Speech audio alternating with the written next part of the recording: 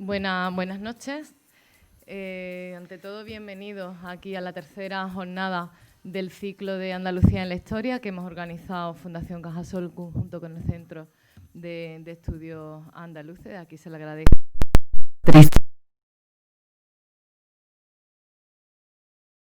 Ya va por la tercera sesión casi acabando, mañana es el último día y hoy nos encontramos con Eva Díaz. Yo no soy la persona que debería de presentarla, sino sería nuestro coordinador Félix Ruiz, que es la persona que ha estado detrás de todo este ciclo. Ha hecho un trabajo fabuloso, le ha puesto muchísima pasión, mucha ilusión y desde aquí se lo agradecemos, sé que nos está viendo por el streaming. Un saludo, Félix. Él nos ha trasladado las palabras que tenía preparadas para Eva Díaz, le conoce muy bien, le tiene además mucho aprecio, mucho cariño y yo, con su permiso, voy a leerlas. Como coordinador de esta propuesta, mi deseo era acompañar hoy a la periodista y novelista Eva Díaz Pérez en esta tercera sesión del ciclo. Algo que me hacía mucha ilusión, pues soy lector suyo desde hace años. Problemas familiares me impiden estar de forma presencial, pero aún así agradezco que se puedan leer estas breves palabras como contexto a esta charla que serán sin duda muy interesantes. Un viaje en el tiempo a la Andalucía del pasado. Si las jornadas arrancaron con Jesús Sánchez Adalid y la Córdoba del siglo X y siguieron con José García Pollato y el viaje de Magallanes y Elcano, esta penúltima sesión nos conduce a la fascinante Sevilla del siglo XVII.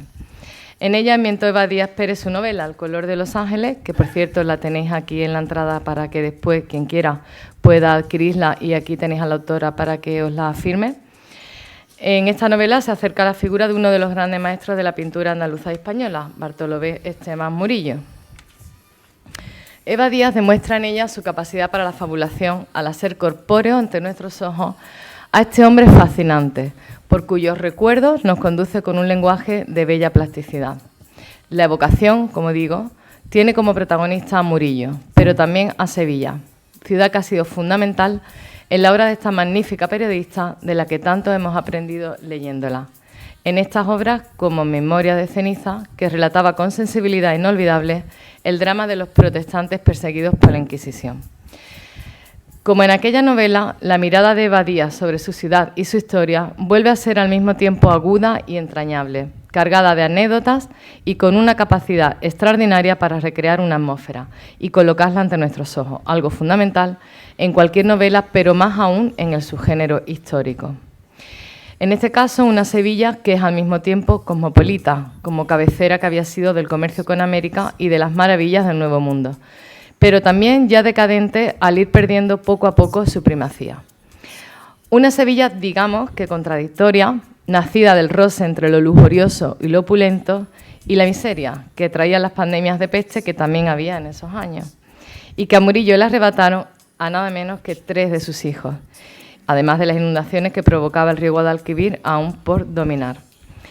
En esa realidad ambivalente respira el personaje de Murillo, al igual que respiraban sus pinturas, como se nos dice en la primera frase de la novela, y Eva Díaz alza al pintor como gran personaje literario gracias a su capacidad notable para construirle una psicología verosímil y una mirada muy creíble y lógica sobre su entorno y sus días.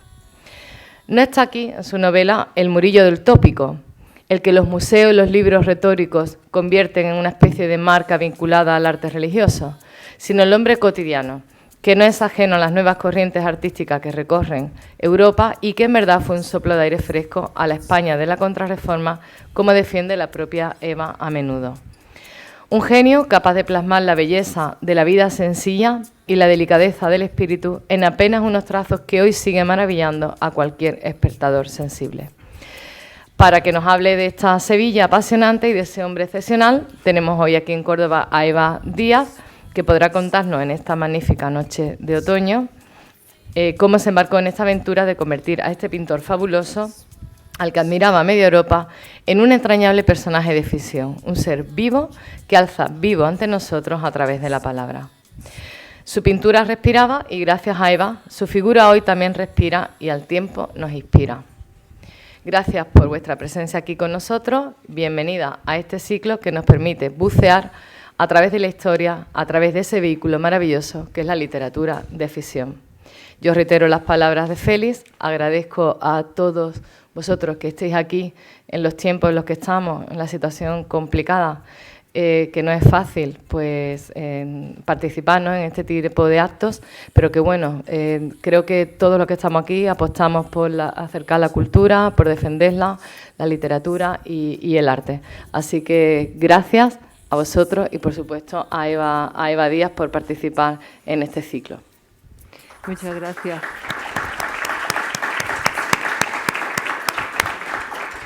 Muchas gracias, Mili, y gracias a Félix.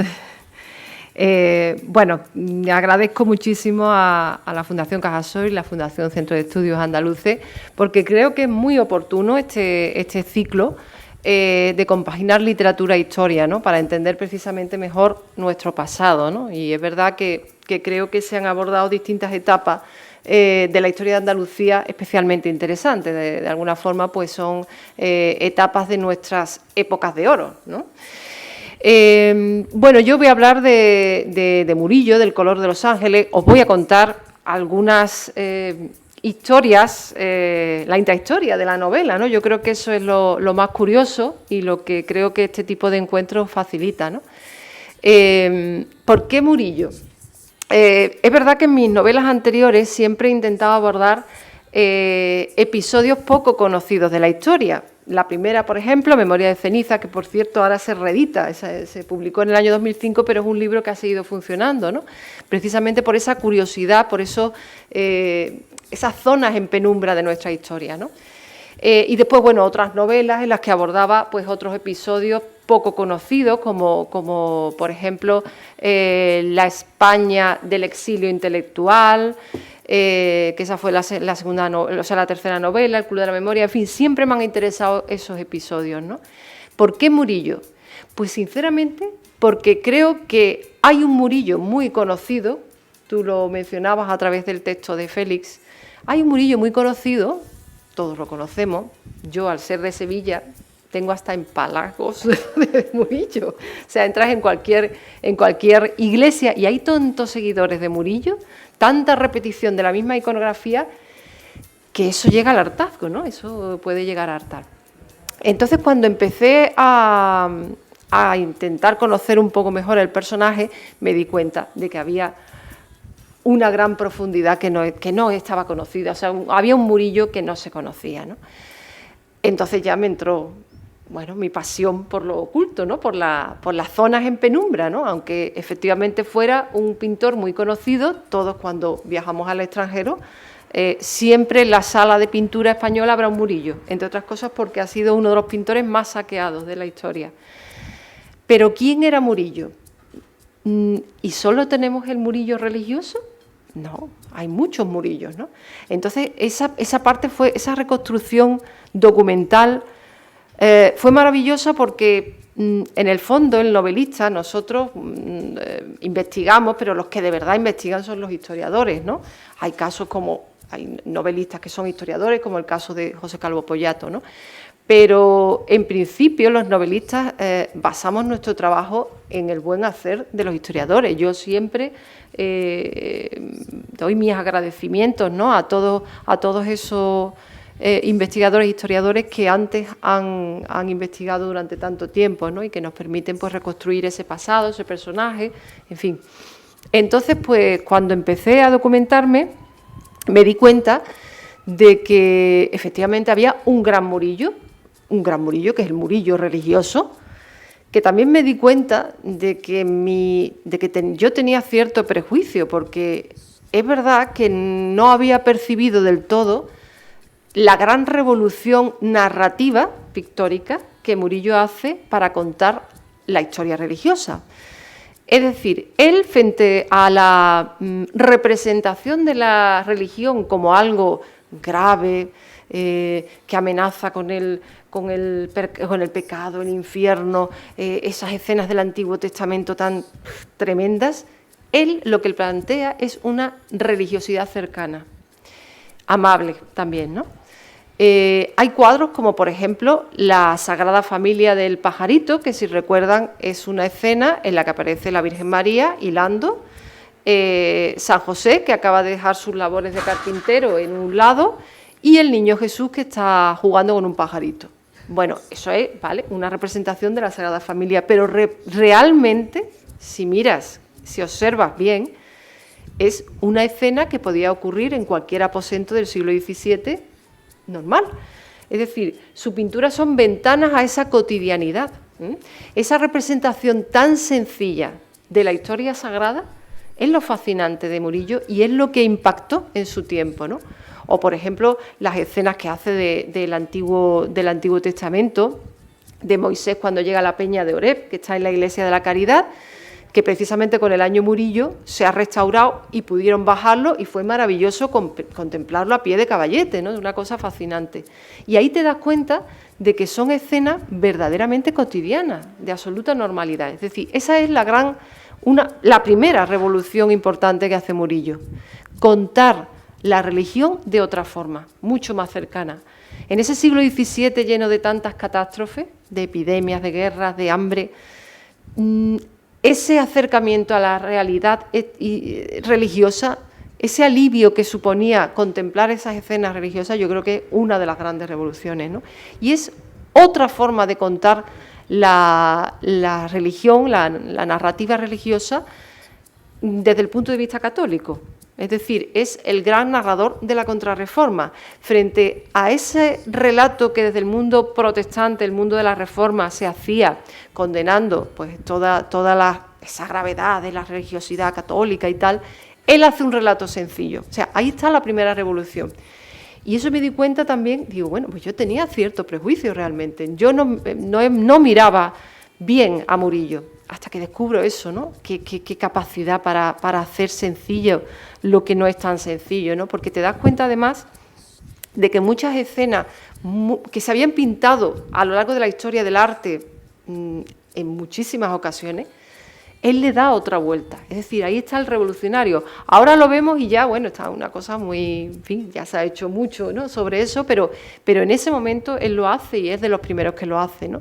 Te das cuenta que él consultaba mucho los grabados que se habían hecho sobre determinados temas religiosos para interpretarlos de otra forma. Entonces, ahí hay un gran artista en eso, ¿no? Pero el Murillo que más me interesó, y es el que sale más subrayado en la novela, es el Murillo que plantea otra revolución, y es ese Murillo que retrata a todos estos niños pícaros, ¿no? A estos miserables, andrajosos, esos pobres niños huérfanos que vivían en esa Sevilla fabulosa, porque llegaba todo el oro y la plata de las Indias, pero también era uno de los lugares más miserables del mundo, ¿no? Eso es típico de esas ciudades de contrastes, ¿no? Entonces, esos niños anónimos, esos personajes, la gallera, personajes desdentados, feos, sucios, ese mundo es el que ya me sorprendió absolutamente. Es verdad que lo conocemos, vamos a ver, y ustedes recordarán en las portadas de las novelas picarescas, ¿no?, que todos hemos leído, siempre aparece un cuadro de Murillo, casi siempre, en el Lazarillo de Tormes, novelas ejemplares, es decir, es una iconografía asociada a ese mundo, es decir, estaba ahí delante de nosotros. Pero también me di cuenta de que era una gran revolución lo que había hecho. Primero, cuando te adentras en el mundo de la teoría sobre la pintura, es decir, lees los tratados pictóricos de la época, por ejemplo, en esa época, pues el tratado que hace del arte de la pintura Pacheco o Carducho, ahí te das cuenta de que ese tipo de pintura, la pintura de los anónimos, de los personajes de la calle, en la pintura española está muy mal visto, horriblemente visto. Es decir, sí se valora naturalmente la pintura religiosa, la pintura histórica, incluso la pintura mitológica, pero esa pintura de gente de la calle que no es nada, o sea, ¿cómo se puede pintar la Inmaculada y al mismo tiempo el niño andrajoso y piojoso? Es sorprendente, ¿no? Y yo pensé, bueno, y el pintor tan reconocido, porque realmente Murillo desde muy joven triunfa.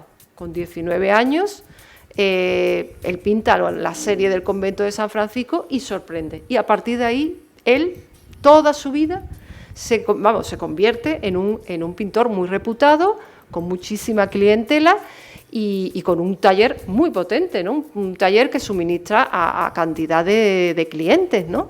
En América, por supuesto, hay que tener en cuenta que en esa época pues se están llenando de pinturas y de esculturas todos los conventos, iglesias, catedrales de América, ¿no? Él siempre, toda su vida, fue una persona además rica, ¿no? O sea, que tenía evidentemente sus dineros, ¿no? De hecho, incluso muere trabajando.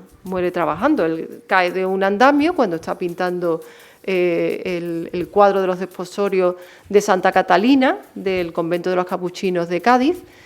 Él está subido a un andamio y se cae. Él ya tenía una hernia, que hoy en día es una cosa que no tiene mayor trascendencia, pero en la época él al caerse se le agrava esa hernia y muere en unas pocas semanas, ¿no? O sea, muere trabajando. Entonces, ese Murillo que pinta esa parte popular, ¿por qué? ¿Por qué? O sea, cuando miras los tratados pictóricos dices, pero si esto está mal visto, este hombre, ¿por qué está haciendo esto? ¿Por qué hace esto? Claro, eso no es más que un reflejo de esa Sevilla de fulgor y decadencia. Murillo, igual que tenía como clientes a la iglesia, a los conventos, a la catedral, en fin, también tenía como clientes a los mercaderes que estaban afincados en esa Sevilla. Les recuerdo que Sevilla tenía el monopolio comercial con América desde principios del siglo XVI, una cosa que declaran los reyes católicos, y que, claro, eso convierte la ciudad en la capital económica del imperio más importante de ese tiempo. Entonces, claro, esa Sevilla es una Sevilla cosmopolita, una Sevilla en la que están afincados mercaderes de todas partes, ¿no? Él tenía muy buena relación con los mercaderes de Flandes, de Holanda, todos estos que tenían esa sensibilidad diferente, porque es esa sensibilidad que cambia la historia del arte, ¿no? Toda esa pintura del instante, esa pintura de lo insignificante, ¿no? Que, como digo, cambiará la historia del arte, pues llega a Murillo a través de la sensibilidad de esos mercaderes, ¿no? Que son amigos suyos y que le hacen mirar el mundo de otra forma. Y él pinta esos niños, ¿no? Entonces ahí me parece que era como la segunda revolución de Murillo, ¿no? Un Murillo que además yo creo que, aunque, como les decía, siempre esos niños han estado ahí como iconografías, como ventanas al siglo XVII, han sido siempre esas imágenes casi documentales, ¿no? Como si él hubiera sido un fotógrafo de la época y que nos hubiera traído todo ese mundo. Estaba ahí, sin embargo, esos cuadros no están en los museos españoles. Esos cuadros no están en los museos españoles. Ahí solamente el joven que ríe, que está en la colección Abelló, una colección privada, pero no están en los museos españoles. Es decir, esos cuadros, ¿dónde están? Están en los museos extranjeros.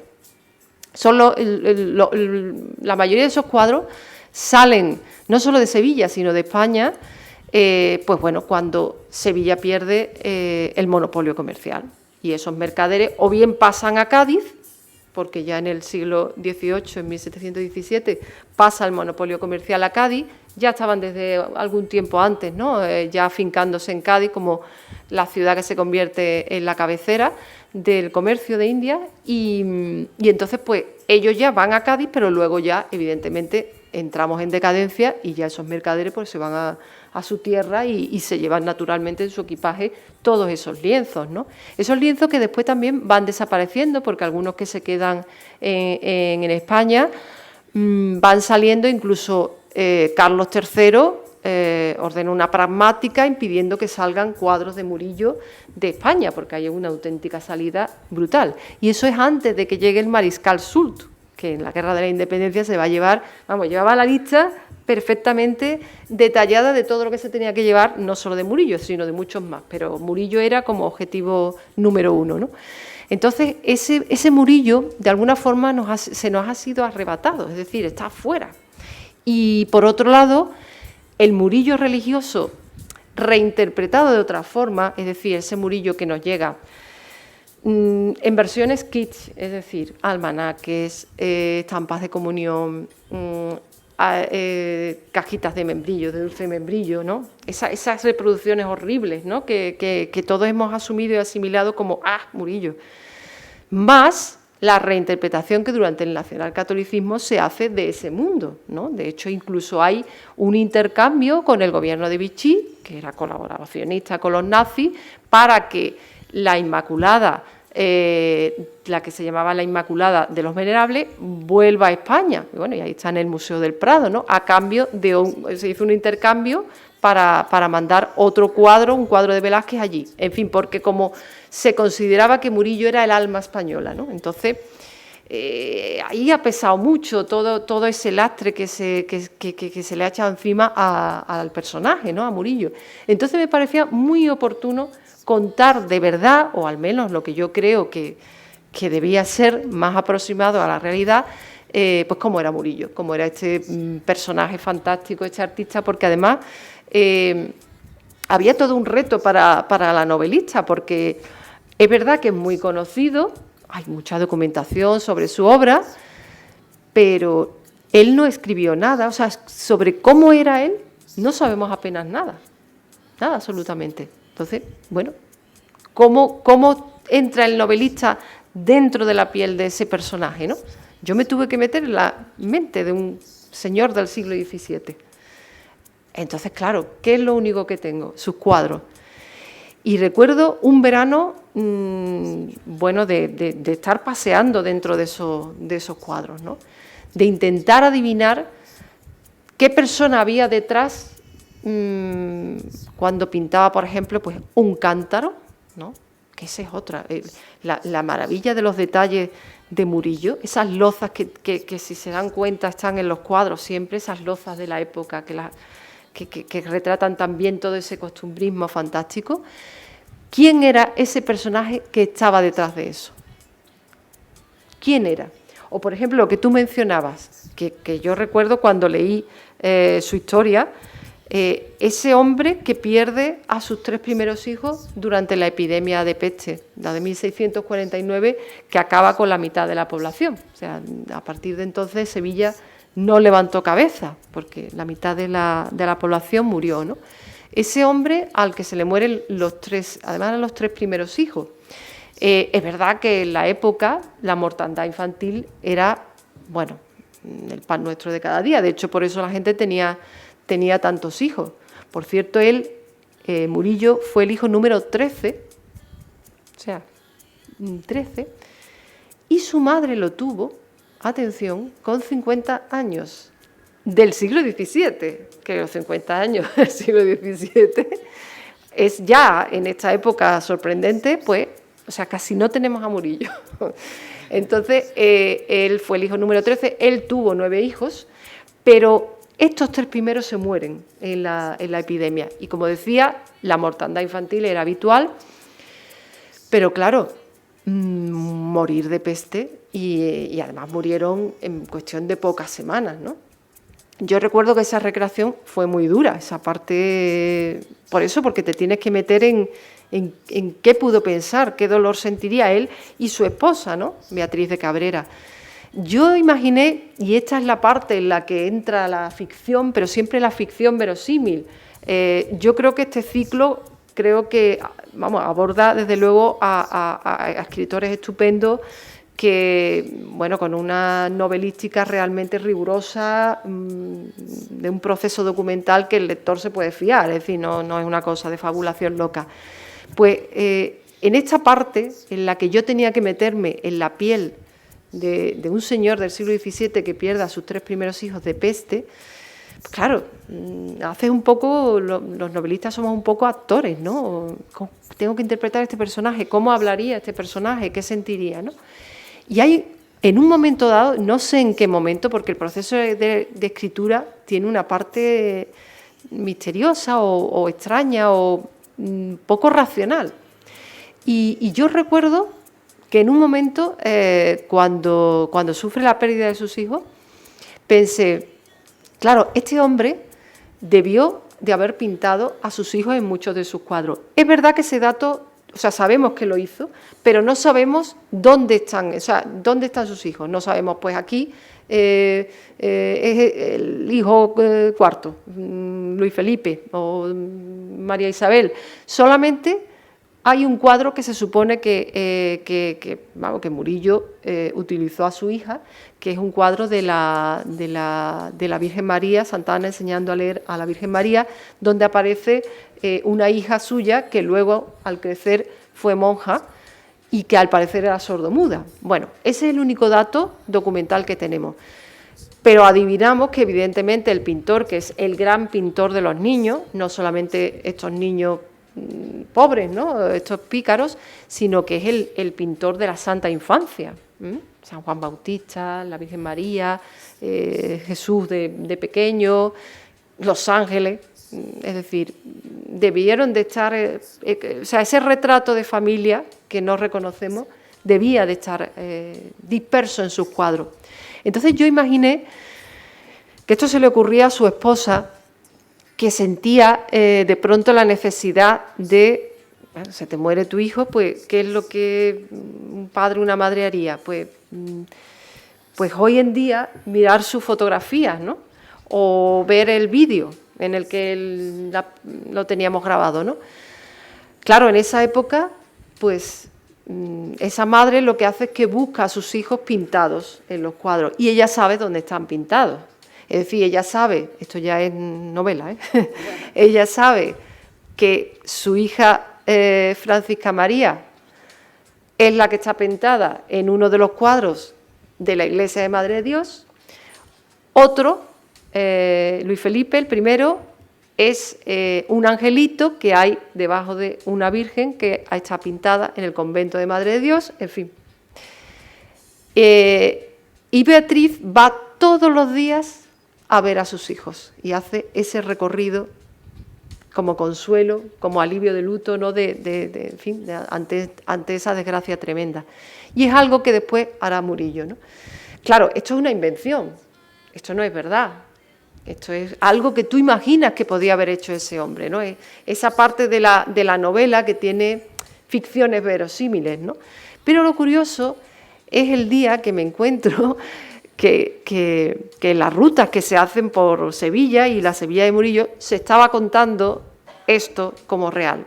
Es decir, había gente que había leído la novela y decía, los niños de Murillo están en tal sitio, tal sitio, tal sitio, ¿no? A veces la fuerza de la literatura tiene cierto peligro porque, hombre, en fin, son cosas que te inventas, pero son invenciones, ¿no? Una de las cosas más interesantes cuando tienes encuentros con los lectores en este tipo de novelas donde hay personajes históricos es revelar que es verdad y que es ficción. Pero yo advierto siempre, la ficción es simplemente pues pequeñas cosas, ¿no? Pequeñas cosas, aunque estas son grandes cosas, ¿no? Porque yo creo que un detalle así lo convierte en, o sea, desvela la condición humana, ¿no?, la fragilidad del artista. Ya no vemos al artista que está en los pedestales, en las estatuas, vemos al hombre que sufre, ¿no? Y eso es lo interesante de la novela, ¿no?, lo que es capaz de decir, ¿no? Entonces, esta parte es fabulosa porque, como digo, la novela está rigurosamente documentada, pero hay otras partes donde fabulo. Por ejemplo, yo creo que van a coincidir conmigo en que era inevitable. Vamos a ver. Murillo es verdad que no hizo el típico viaje a Italia que hacían todos los pintores, ¿no? Él se quedó toda la vida en Sevilla e incluso cuando se dio la oportunidad de ir a la corte para ser pintor de cámara de Carlos II, él lo rechaza. Y es comprensible porque él tenía ya pues su negocio bien montado en Sevilla y Sevilla no era cualquier cosa, sino que era realmente un lugar importante, ¿no? Entonces ya era un poco mayor y ya él decide quedarse en Sevilla. Como digo, no hace el típico viaje a Italia, pero sí hace, al parecer, 2 viajes a Madrid. El primer viaje no está muy documentado, pero el segundo un poco más. Simplemente sabemos el tiempo que está allí en Madrid, unos meses, y que visitó las colecciones reales que estaban en el Alcázar Viejo de Madrid. Bueno, claro, hay veces que la cantidad de cuadros que había allí en las colecciones reales, realmente es que no hacía falta ir a Italia, o sea, allá había maravillas, ¿no? O sea, él aprendió mucho allí de los grandes maestros del pasado, ¿no? Ese tiempo que estuvo en Madrid. Claro, ese tiempo, o sea, la documentación sobre ese viaje se sabe perfectamente el tiempo en el que estuvo, pero poco más, ¿eh? Pero es el tiempo en el que, si él ha visitado esa colección real en el Alcázar Viejo, el aposentador mayor de Palacio, ¿quién es? Velázquez. Es que coincide. Vamos a ver, ¿cómo no voy a poner yo a mis dos paisanos a hablar? No tenemos ninguna prueba documental de que coincidieran, aunque es verdad que Bartolomé Benassar y algún historiador más apuntan que debió ser posible. Es que dos paisanos. Velázquez, al parecer, era ciertamente cordial con sus paisanos y tal, siempre que no se quedaran en la corte, porque entonces ya le podían hacer sombra, aunque al gran maestro era difícil hacerle sombra, pero bueno, Murillo era 20 años más joven, ¿no? Todavía no era, bueno, lo que fue luego, ¿no? Entonces, claro, yo imagino a Murillo visitando esas colecciones reales y, naturalmente, quien le acompaña es Velázquez, ¿no? El aposentador mayor de Palacio. Claro, ahí te atreves ya a poner hablando a dos grandes, y ahí está el gran atrevimiento. Claro, antes de entrar en eso, en empezar a fabular, tú tienes que haberte documentado muy bien sobre ambos personajes, incluso hasta ese paseo, ese recorrido que hacen por el Alcázar Viejo. El Alcázar Viejo desapareció en un incendio al siglo siguiente, ¿no? En 1736, así aproximadamente. Pero claro, nosotros conocemos cómo era ese Alcázar Viejo, conocemos incluso dónde estaban colocados los cuadros. Claro, eso yo me lo metí en vena, o sea, yo me documenté que ese paseo, sé perfectamente la escalera, los salones, quizás eso sea un poco de formación de mi profesión. Yo soy periodista y la construcción de la realidad tiene que basarse en esos cimientos, ¿no? Después puedes fabular lo que quieras, pero esa parte está documentadísima, pero después llega la imaginación, llega lo que tú crees que pudo haber ocurrido, ¿no? Y tiene un punto de osadía, pero bueno, esa es la literatura también, ¿no? Y hombre, yo creo que el lector es consciente de que está leyendo literatura y que ese diálogo no sucedió, pero pudo haber sucedido algo parecido, ¿no? Entonces, pues, hay escenas en las que eso se ponen a hablar, pues de los cielos de Sevilla, que Velázquez, curiosamente, pues, en su etapa sevillana, él pintará los cielos de Madrid, pero los cielos de Sevilla no, porque en la etapa que él está en Sevilla, pues, es otro estilo, el estilo más tenebrista y tal, y entonces, bueno, Aviesa friendo huevos, el aguador de Sevilla, todo eso que son en interiores, ¿no? Entonces hablan de los cielos de Sevilla. O, por ejemplo, hay una escena en la que Velázquez invita a Murillo a cenar a su casa y Juana Pacheco pues saca lozas sevillanas, ¿no? Porque ella, esto me lo estoy inventando también, ella tenía lozas sevillanas porque recordaba su tierra. Entonces los tres se ponen a hacer allí una nostalgia de este amor-odio que tenemos los sevillanos, que yo creo que pasa en todas partes, nos pasa en todas partes, amor-odio a la ciudad, pero cuando estás lejos te duele. Entonces, pues ahí te dejas llevar por la imaginación, ¿no? Lo que a lo mejor pudo haber sucedido, ¿no? Entonces, bueno, esa es la parte también de ficción, de fabulación que tiene la novela. Yo la intención que tenía era ese retrato de ese personaje que además con esta visión más allá o ese meterme en el interior, en el corazón de esos cuadros, adiviné mucho de cómo pudo haber sido, ¿no? De su carácter, de su forma de ser. Y ahí sí que descubrí, yo que había tenido tantos prejuicios con él, que ahí había un artista maravilloso y que sobre todo cuando tú ves la evolución que tiene desde los primeros cuadros hasta los últimos cuadros, dices, esto es una persona que evidentemente tuvo mucha fama, mucho éxito toda su vida, pero no se quedó haciendo lo mismo toda la vida, ¿eh? Tú te das cuenta que aunque él tenía éxito y digamos que podía haber repetido la misma fórmula, no lo hizo, sino que sigue hasta que llega a cosas verdaderamente maravillosas. ¿Eso qué te desvela? Pues que era un artista especial, un artista que incluso en muchas ocasiones yo he querido mostrar su fragilidad. Yo creo que los grandes artistas en muchas ocasiones son conscientes de que no están, o sea, no hacen una obra perfecta, sino que están constantemente autocriticándose y yendo a algo mejor, ¿no? A evolucionar. No se quedan parados en un éxito, una fórmula, sino que siguen obsesionados por ser los mejores. Por eso yo creo que Murillo, incluso en ese proceso complejísimo de su pintura, él es capaz de adivinar lo que está por venir. Y eso te das cuenta en los últimos cuadros. Tú ya ves que está intuyendo el siglo XVIII. Está intuyendo el siglo XVIII, ese mundo amable, el mundo del rococó. Y dices, claro, es que los grandes genios son adelantados, ¿no? Se está viendo lo que está por venir, ¿no? Entonces a mí me deslumbró ese Murillo que yo qué sé, que yo pienso que se interrogó toda su vida y eso define que era un grandísimo artista, ¿eh? Yo, vamos, después de haber hecho la novela, de haber investigado muchísimo, no me cabe la menor duda. Yo recuerdo que la novela, al coincidir con el centenario, estuve en todos los congresos, aprendiendo muchísimo de los máximos especialistas, que además la línea de investigación ahora sobre Murillo está muy abierta, es muy interesante porque por fin ha salido de esa cápsula absurda en la que estaba, ¿no? Y ahora mismo hay un interés internacional en este artista como un gran artista del barroco, ¿no? Que con una cantidad de lecturas impresionantes, ¿no? Eso, la verdad, que es una de las cosas que fue muy oportuna de todos estos congresos que tuvieron lugar durante el centenario, ¿no? Porque es curiosa la evolución de Murillo. Él, como digo, en su época, personaje muy, muy valorado.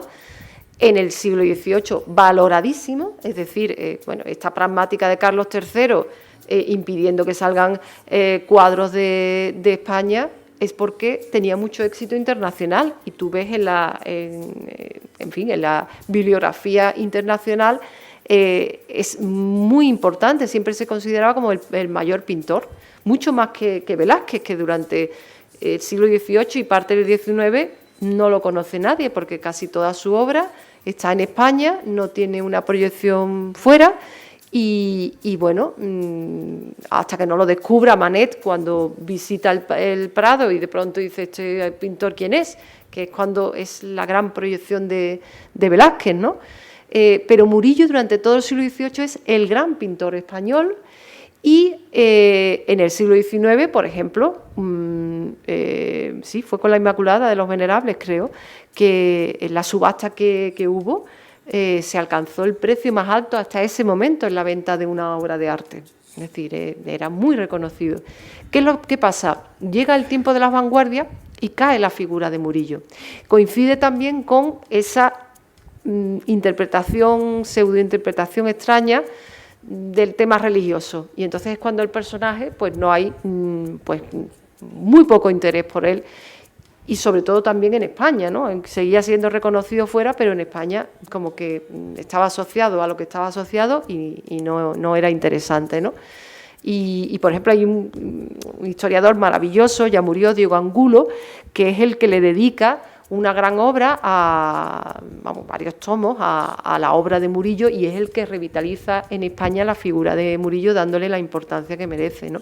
Entonces yo creo que nos han contado un Murillo, que hemos visto un Murillo, yo soy la primera, ¿no? Que me he dejado llevar un poco por la lectura inicial, pero que después hay un personaje absolutamente fascinante que también es una metáfora de ese siglo, ¿no? Una metáfora barroca, que además vive y de alguna forma es el alma de una ciudad también tremenda, ¿no? Porque la Sevilla del siglo XVII es una ciudad, eso, fabulosa, y al mismo tiempo absolutamente miserable. Es una ciudad llena de conventos, mística y al mismo tiempo la Sevilla negra. Yo estuve leyendo muchísimas crónicas de sucesos de la época y era terrible. Y dice, bueno, es una ciudad con dos caras o como múltiples caras, ¿no? Entonces estaba esa ciudad también bueno, que también era un retrato curioso, era un personaje más, ¿no?, de la novela, y retratar esa Sevilla de América, cómo debía ser esa llegada de los navíos de las Indias. Hay una de las escenas que planteo yo, como Murillo vivía cerca del puerto. Yo imagino a ese niño cuando, bueno, lo del oro y por supuesto y las riquezas muy bien, pero sobre todo cuando llegaban frutos nuevos, animales nuevos, ¿no? Imagino en una ocasión a Murillo tomando apuntes del natural bueno, cuando llega un cargamento de animales nuevos, ¿no?, que no se han visto en Europa hasta ese momento, ¿no? Esa curiosidad que debía crear esa ciudad con esa llegada de esos conocimientos nuevos también, no solamente materias y animales y plantas nuevas, que debía de ser realmente curiosa y fascinante, ¿no? Yo, en ese retrato de la ciudad, la verdad es que también, claro, como además vivo en esa ciudad, pues había cierta dualidad extraña, porque claro, yo iba pasando por lugares y ya no era inocente. Con la novela hicimos una ruta que además tuvo mucho éxito, porque es una ruta que pasábamos por los lugares de la vida de Murillo, también por donde estaban algunas de sus obras, y leíamos también pasajes de la novela. La casa de Murillo, por ejemplo, donde muere, en fin, que había una serie de elementos de la ciudad real que tenían relación, bueno, naturalmente, con la novela, ¿no? Se mezclaba literatura, historia y arte, ¿no? Y recuerdo cuando íbamos paseando que me paraba en un sitio, en el Arenal, que además, bueno, iba a decir que está lleno de veladores, ahora estará vacío seguramente, pero cuando hacíamos la ruta, uno de los, bueno, no sé si lo conocen, lo conocerán, el Arenal pues está lleno de tabernas, de bodeguitas y tal, ¿no? Es un ambiente muy festivo, fantástico. Entonces yo me paraba en un sitio donde hay una cruz que muchas veces pasa inadvertida o casi nadie la lee, pero es una cruz que advierte que allí hubo una fosa donde se enterró a la gente durante la epidemia de peste, porque claro, con la epidemia pues había tantos muertos diariamente que no daba abasto los cementerios, entonces había que abrir fosas en distintos lugares de la ciudad, fosas comunes. Entonces, en algunos casos, pues, bueno, siempre, ¿no? Se dejó las cruces y ya con el tiempo, pues, desaparecieron. Pero esa se hizo un monumento contemporáneo recordando que ahí estuvo una de esas fosas, ¿no? Y está rodeada de bares y casi nadie lo advierte. Entonces, yo cuando le decía a la gente, estáis sobre una fosa de la epidemia de peste de 1649, y ya, claro, la gente... leíamos fragmentos de la novela donde en fin, especialmente duro, y claro, ya la gente no paseaba de forma inocente por ese lugar, ¿no? Igual que me había pasado a mí, ¿no? Durante la reconstrucción de esa Sevilla del siglo XVII. Hablábamos antes del tema de la epidemia de peste, por ejemplo, que como digo fue terrible. Y que, bueno, con lo que estamos viviendo, yo recuerdo, pues durante el confinamiento, que sucedió una cosa que era, bueno, que había sucedido en la Sevilla del siglo XVII. Y es un detalle que se apunta en una crónica que advierte que, como murió la mitad de la población, ¿no? Entonces, había algunas collaciones, algunos barrios, que se quedaron sin vecinos. Y claro, al no pasaba gente por la calle, crecía la hierba y había zonas de la ciudad, collaciones, donde había hasta un palmo de altura de la hierba, o sea, un lugar deshabitado porque ya no había gente viviendo. Y recuerdo que un amigo, Javier Rubio, de ABC, había hecho una crónica comentando que en su barrio se había dado cuenta, además como coincidió con la primavera, que realmente había zonas de la acera, y ustedes recordarán que había empezado a salir los matorrales y hierba en la acera, vamos, porque nadie lo pisaba, ¿no? Y entonces se lo comenté y digo, bueno, es que esto aparece en una crónica del siglo XVII como en fin, como una más de las cosas que pasó en esa ciudad convertida en una ciudad de espectros, ¿no? Terrible, ¿no? Hay escenas tremendas bueno, por ejemplo, el Corpus, que era la gran fiesta entonces, que bailaban los seises, pero ya no había seises porque se habían muerto todos los niños que hacían de seises. El paso de la custodia tuvo que pararse para que pasara el carro de los muertos, unas escenas tremendas, ¿no? Y la verdad es que es curioso, pero había muchas cosas muy parecidas a ese siglo XVII, ¿no? Porque en el fondo el ser humano sigue siendo frágil y creemos que vivimos en la absoluta modernidad y no, hay muchas cosas del siglo XVII que siguen siendo igual que ahora, ¿no? Entonces la verdad que fue una aventura, ha sido una aventura este libro. Yo me siento satisfecha, ¿no? de haber contado ese otro Murillo. Hay mucha gente que ha conocido bueno, cosas que no conocía sobre Murillo y sobre todo pues esa parte de dimensión literaria que yo creo que siempre aporta la novela histórica y que creo que es interesante. Y me voy a callar ya porque, como ven, Murillo me ha llegado al alma y yo cuando empiezo a hablar de Murillo, en fin, la verdad es que puedo estar horas y, hombre, no es cuestión de que estemos aquí horas y horas. Nos quedaríamos encantados escuchando aquí más tiempo a Eva, pero es verdad que tenemos que acabar a una hora prudente porque, entre otras cosas, Eva tendrá que cenar y hay horas que se cierran ahora muy pronto. Entonces, si alguien tiene alguna pregunta que hacerle a Eva, aprovechando que está por aquí, y quiere hacerle respecto a la novela, ella, Murillo. Sí. Sobre la novela, bueno, primero felicitarte por la conferencia esta. Gracias. Y sobre la novela, en un capítulo pinta la academia en Sevilla, de aquel entonces, y como un ambiente muy malo entre los pintores. Sí. Y la enemistad de Murillo con Valdelea. Sí. ¿Eso es real? Sí. Sí, un segundito, porque como estamos por streaming, si no en casa no se enteran de la pregunta, yo voy a repetirla. Vale.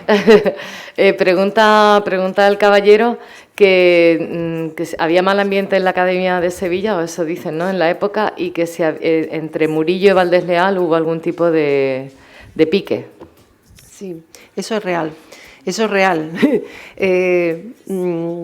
Por eso digo que incluso en el reglamento se prohibía entrar con dagas por lo que pudiera ocurrir.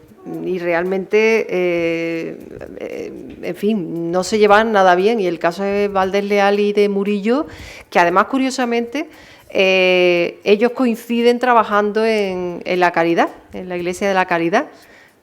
Valdés Leal con los famosos cuadros de las postrimorías y Murillo con toda esa serie de las bienaventuranzas y tal, o sea, pero eso sí que fue un conflicto. Valdés Leal tenía mal carácter y parece que Murillo tenía muy buen carácter, era un hombre muy social, muy empático, pero creo que ahí hubo sus más y sus menos en la academia. Herrera el Mozo también era tremendo, o sea que eso sí que es verdad.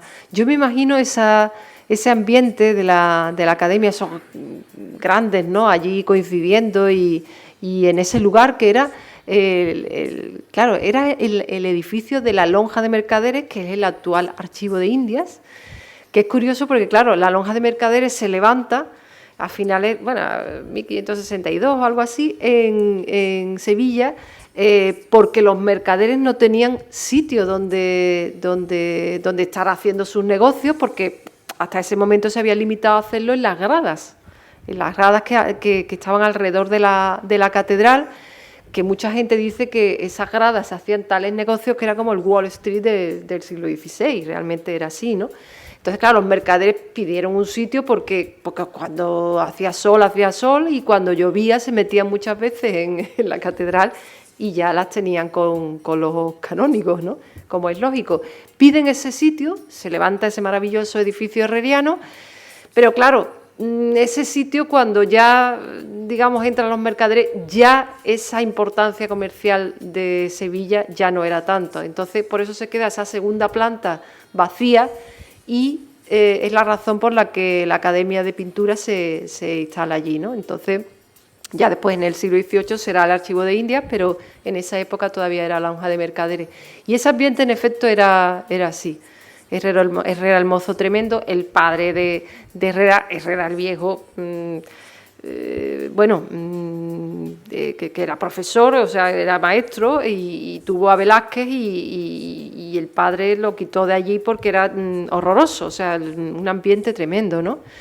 Alonso Cano también tendría ciertas historias negras, en fin, era un ambiente curioso, pero al parecer Murillo tenía un buen carácter, era un hombre, sí, que dirige la academia al principio y tal, pero luego lo deja un poco por esta razón, ¿no? Por el conflicto que tenía con Valdés Leal.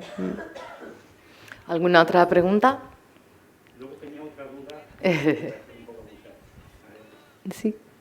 La corrupción que pintas en la aristocracia, incluso en la Iglesia, ahí la Inquisición no entraba. La corrupción,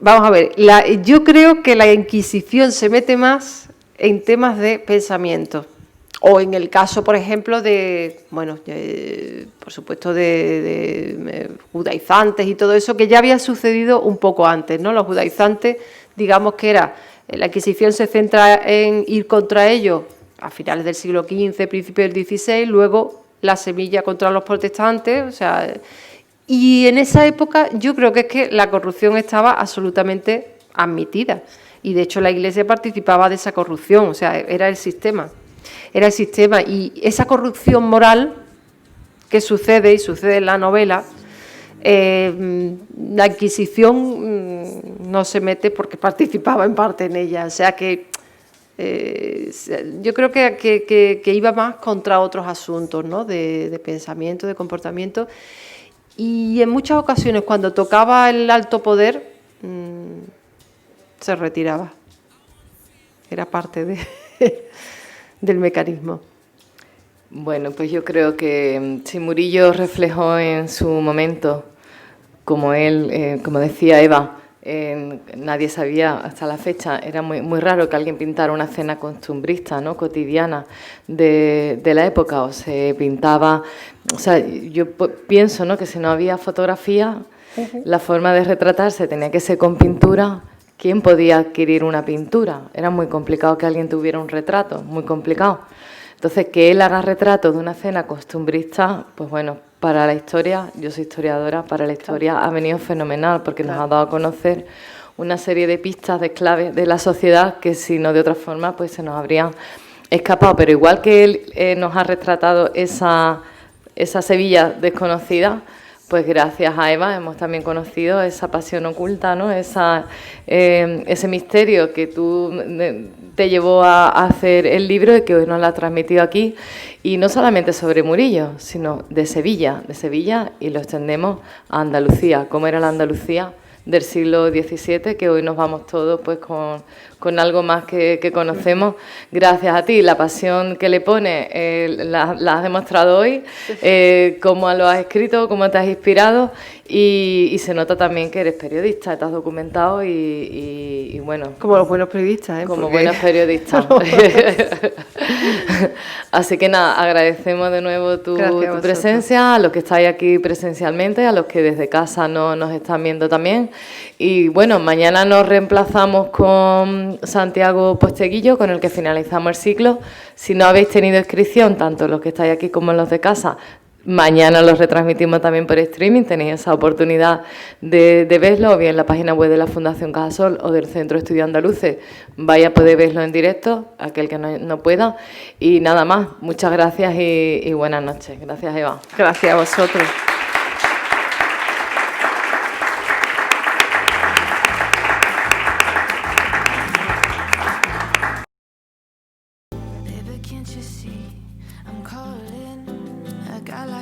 Should wear a warning, it's dangerous.